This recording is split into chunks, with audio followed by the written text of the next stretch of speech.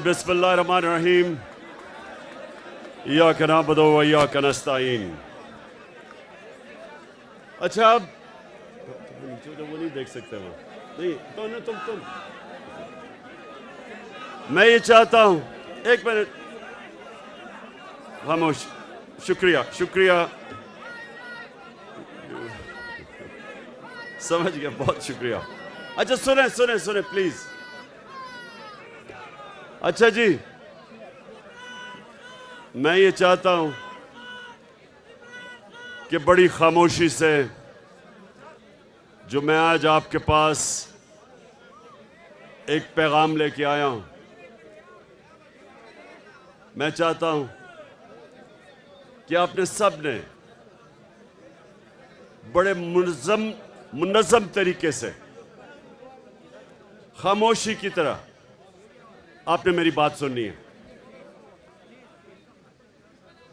थोड़ी खामोशी खामोशी, या पीछे बोले ना को। देखें, हर कौम की जिंदगी में एक वक्त आता है जिसको अंग्रेजी में कहते हैं क्रॉस रोड्स, यानी एक मुल्क जिस रास्ते पे चलता जा रहा था उस पे नहीं चल सकता, या वो एक तरफ जाता है या दूसरी तरफ। और जब आप नमाज पढ़ते हैं, मेरे नौजवानों ये सुनो गौर से, आप जब नमाज पढ़ते हैं आप सिर्फ अल्लाह से एक चीज मांगते हैं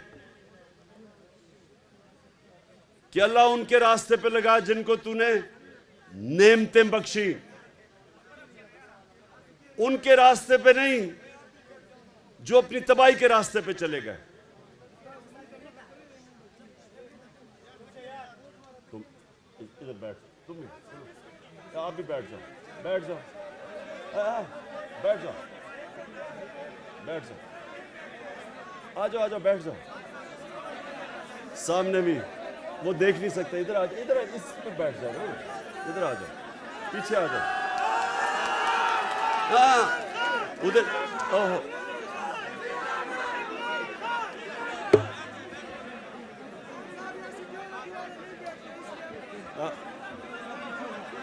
अगर बैठ जाओगे वो देख लेंगे। बैठ, इधर आ जाओ, इधर बैठ जाओ, इस पे बैठो, इस पे बैठो, ठीक है, ठीक है। अच्छा पेशावर, आज आपका मुल्क बिल्कुल उधर खड़ा है। दो रास्ते हैं आपके सामने, एक है मुल्क की तबाही का रास्ता। वो लोग जो 30 साल से इस मुल्क को लूट रहे थे, जिनके ऊपर किताबें लिखी हुई हैं चोरी पे, इनके ऊपर डॉक्यूमेंट्री, बीबीसी की डॉक्यूमेंट्री बनी हुई है इनकी चोरी के ऊपर। ये जरदारी खानदान और नवाज शरीफ खानदान, ये 30 साल से चोरी कर रहे हैं। मैं जब 26 साल पहले पॉलिटिक्स में आया तो मैंने अपनी, आपकी जो आज पार्टी है, उसका नाम रखा इंसाफ की तहरीक, क्योंकि जब माशरे में इंसाफ होता है तो चोरी खत्म हो जाती है। करप्शन उस माशरे में होती है जिधर इंसाफ नहीं होता, जिधर कानून की हुक्मरानी नहीं होती। तो जब मैं आया था पॉलिटिक्स में, मैं इन दोनों खानदान को जाती तौर पे जानता था। मेरी इनसे कोई जाती लड़ाई नहीं थी, मेरी इनसे सिर्फ एक लड़ाई थी कि ये करप्शन का मतलब होता है मुल्क का पैसा चोरी करना। चोरी होती है जब किसी के घर में चोरी हो, तो ये मुल्क का पैसा चोरी जब करते हैं करप्शन, वो मुल्क को तबाह कर देती है। आज दुनिया में जितने गरीब मुल्क हैं, सबका एक ही मसला है, वहां जरदारी और शरीफ नवाज शरीफ टाइप लोग बैठ के मुल्क का पैसा चोरी करके बाहर ले जाते हैं और वो मुल्क तबाह हो जाता है, वो मकरूज हो जाता है। सो सुने, आज जो लोग पहले जनरल मुशर्रफ ने इनको बचाया, अपनी कुर्सी बचाने के लिए इनको एनआरओ दिया। एनआरओ का मतलब इनकी सारी चोरी माफ कर दी। वो मुशर्रफ कर ही नहीं सकता था, क्योंकि चोरी तो पाकिस्तान की कौम के पैसे की चोरी थी, उसकी जाती चोरी तो थी नहीं। उसने पहले अपने आप को बचाने के लिए उसने इनकी चोरी माफ की।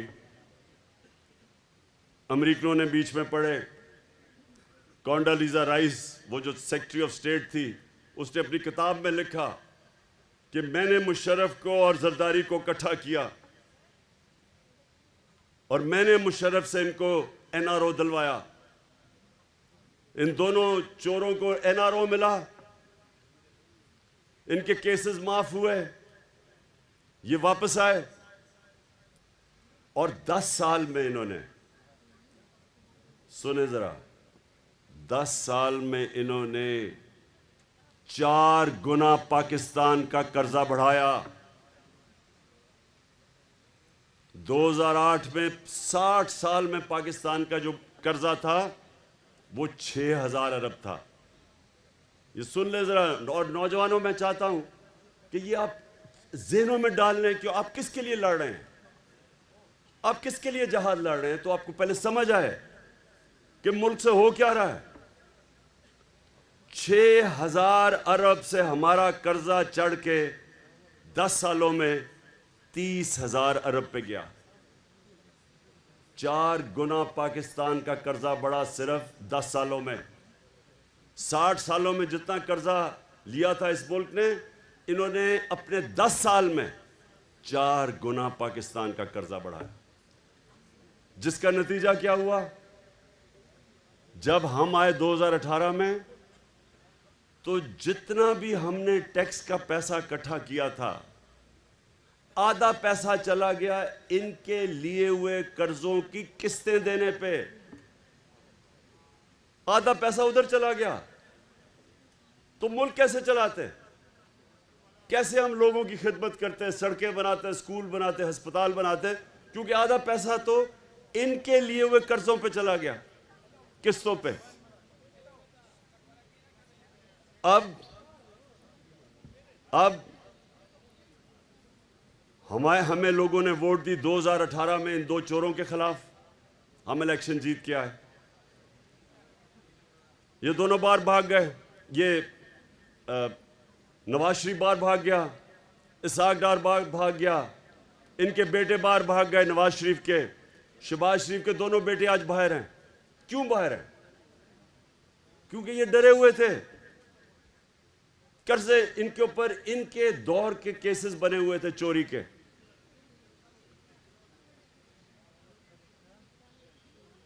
जब ये बाहर चले गए, वहां बैठ के इन्होंने साजिश शुरू की पाकिस्तान के दुश्मनों से, जो चाहते नहीं थे कि इमरान खान इक़्तिदार में रहे, क्योंकि इमरान खान एक आज़ाद फॉरेन पॉलिसी बना रहा था। वो किसी के सामने झुकने के लिए तैयार नहीं था। वो किसी को, गैर मुल्क को अपने मुल्क में बेसिस देने के लिए तैयार नहीं था। वो किसी की जंग में शिरकत करने के लिए तैयार नहीं था। इन्होंने पाकिस्तान के उन लोगों के साथ साजिशें की, बाहर बैठे हुए थे, और आखिर में इन्होंने अंदर जो बैठे गद्दार थे इस मुल्क में, उनके साथ मिलके अमेरिकी साजिश के तहत इन्होंने हमारी गवर्नमेंट गिराई। अभी नहीं सुन लो। अच्छा, अब क्या हुआ है? ये इक़्तिदार में आ गए, 20-25 करोड़ रुपए इन्होंने हमारे लोगों को दिए चोरी के पैसे से, और गवर्नमेंट गिरा दी। अब जब ये अब इक़्तिदार में आए, इन्होंने सबसे पहली बात की कि जी इमरान खान ने महंगाई बहुत की है और हम महंगाई के लिए इसको गिराना चाहते हैं। तो नौजवानों, ये ख़ास तौर पे आपने सुनना है, ये जब इक़्तिदार में आए, ये आज रिकॉर्ड के ऊपर है कि 50 साल में जो सबसे ज़्यादा इस मुल्क में महंगाई हुई वो इन 4 महीनों में हुई। एक चीज़ कहते हैं सेंसिटिव प्राइस इंडेक्स, मतलब ये जो आम आदमी के लिए जो कीमतें जो आम आदमी को सबसे तकलीफ देती है, मसलन आटा है, बिजली है, ये जो चीज़ें जो सबसे ज़्यादा आम आदमी की ज़िंदगी में मुश्किलात पैदा करती है, कहते हैं सेंसिटिव प्राइस इंडेक्स, SPI। ये हमारे ज़माने में थी 16%, आज ये 45% पे पहुंच गई, 3 गुना ज़्यादा। और बिजली की कीमत आप सब जानते हैं, पेट्रोल की कीमत, डीजल सब आप जानते हैं कि हमारी 150 रुपया लीटर थी, इनकी पहुंच गई 250 लीटर और 236। बिजली थी हमारी 16 रुपये यूनिट, इनकी पहुंच गई 36 और टैक्स मिला के 50 रुपये यूनिट, 3 गुना ज़्यादा। तो अब ये कर क्या रहे हैं? ये ना महंगाई कम करने आए थे, ये ना माइशत ठीक करने आए थे, ये सारे चोर एक काम करने आए थे, अपनी चोरी छुपाने, ख़त्म करने के लिए, केसेस ख़त्म करने के लिए। और वो आपके सामने हो रहा है, केसेस ख़त्म हो रहे हैं पाकिस्तान में। अब ज़रा सुने, ज़रा ये एक और चीज़ सुने, ये जो इनके लंदन के फ्लैट है, ये 25 साल से उस पर रहते हैं। पेशावर के नौजवानों, वो लंदन का सबसे महंगा इलाका है। मैं लंदन जानता हूं, बरतानिया का प्राइम मिनिस्टर उस इलाके में नहीं रहता जिधर इन्होंने महंगे तरीन इलाके में फ्लैट लिए। 25 साल से रह रहे हैं उधर, मुलाकातें उधर होती हैं। उसने, हुसैन शरीफ ने कह दिया हमारे फ्लैट हैं, नवाज शरीफ ने असेंबली में कह दिया हमारे फ्लैट हैं। और आप जानते हैं कि वो मरियम की अदालत में क्या कहा गया? उसने कहा, उसने नैब से पूछा, अच्छा आप नैब पे अपना आदमी बिठा दिया है, नैब का हेड इनका अपना आदमी बिठा दिया है, तो फिक्स हो गया मैच। उसने कहा कि नैब साबित करे कि क्या इनके फ्लैट है या नहीं है। यानी ये 25 साल से जिन घरों में रह रहे हैं और तस्लीम करते हैं हमारे हैं, लेकिन वो प्रोसिक्यूटर कहता अब नैब बताए कि इनके हैं या नहीं। ये ऐसा कभी मुल्क में मजाक हुआ है? ये ऐसे है कि एक आदमी वो चोरी कर ले कुछ और उसके घर से बरामद हो जी कोई गाड़ी चोरी करके ले जाए और घर से पकड़ी जाए, और वो किसी और के नाम पे, अपने नाम पे ना रखे, वो गाड़ी कंपनी के नाम पे रख दे, तो जज कहे जी हाँ तुम्हारे घर में तो बरामद हुई है गाड़ी, लेकिन साबित करो कि ये जो जिसके नाम पे है वो वाकई इन्होंने चोरी करके अपने, यानी वाकई चोरी की। ये ऐसा हुआ, ऐसा मजाक कभी इस मुल्क से नहीं हुआ। सारे केसेस माफ हो रहे हैं। इसहाक डार जब बाहर गया तो वो क्यों बाहर गया? ये जरा क्यों मुल्क से छोड़ के बाहर गया था 2017 में? क्या हुआ? सुने क्या किया इसने?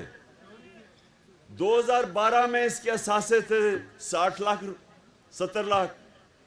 70 लाख असासे थे इसहाक डार के 2012 में।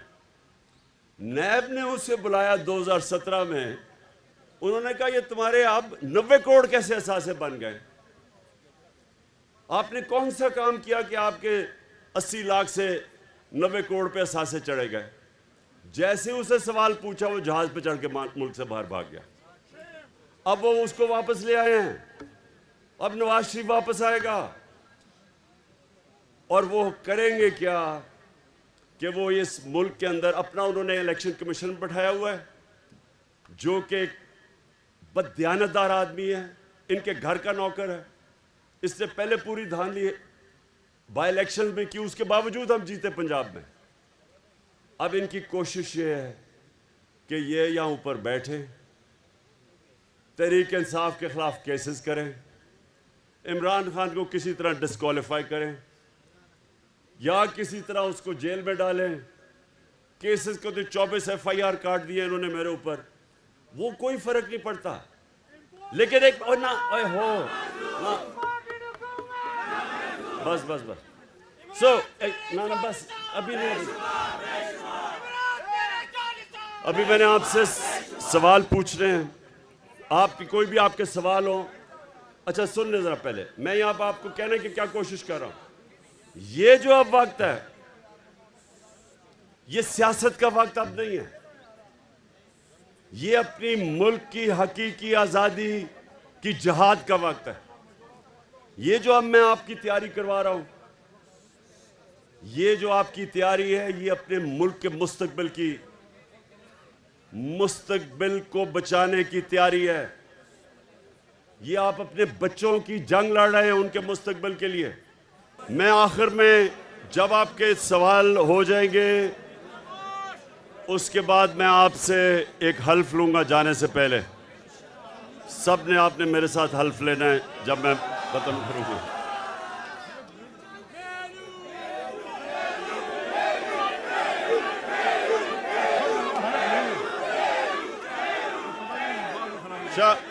एक मिनट शाह फरमान, एक मिनट आप सारे पहले हल्फ के लिए तैयार हो जाएं। शाह फरमान पढ़ोगे? अभी मेलू नहीं, अभी नहीं। आप हल्फ पढ़े साथ साथ बिस्मिल्लाहिर्रहमानिर्रहीम।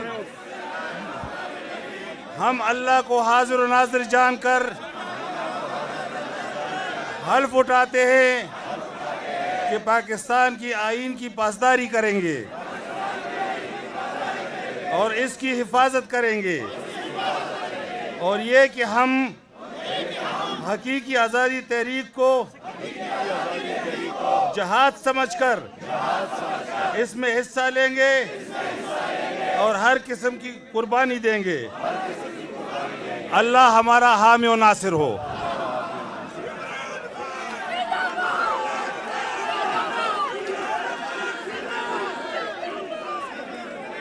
अच्छा जी, खामोशी। 5 सवाल लूंगा मैं, 5। खामोशी ताकि सवाल आ जाएं आपके। अच्छा सुने, एक मिनट लगे पीछे सुने। इंशाअल्लाह आज से आपकी तैयारी होगी और मैं कभी भी 5-6 दिन के बाद मैं कभी भी आपको कॉल दूंगा और आपने सबने तैयार होना है इंशाअल्लाह।